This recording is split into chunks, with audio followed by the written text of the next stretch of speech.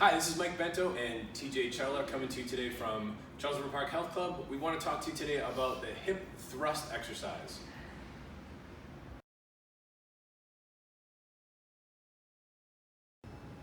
So the hip thrust exercise, the reason you'd want to do this is for basically glute development and strength, right? So using one of our new hip thruster benches, you can set up so that this is going to target the glutes almost exclusively.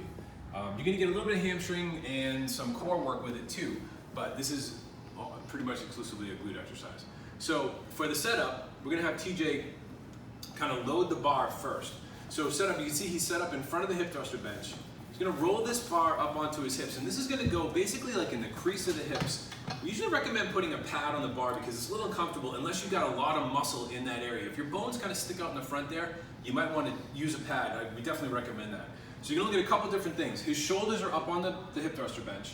He's got his feet about hip to shoulder width apart and a little bit externally rotated. So turn him out to the outside just a little bit, right? Now what he's going to do is keep his chin tucked, push his hips up into the air through the heels, push the knees to the outside a little bit, and at the top, just give a little squeeze in the abs.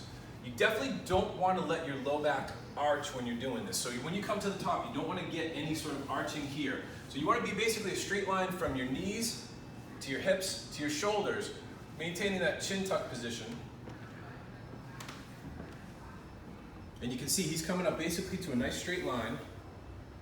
And that's good, TJ, yeah. So that's the hip thruster with the barbell. And it's easy to roll this on when you've got 45s. If you're not strong enough to do it with the 45s on the Olympic bar, what you could do is you could use, you could actually hold a dumbbell.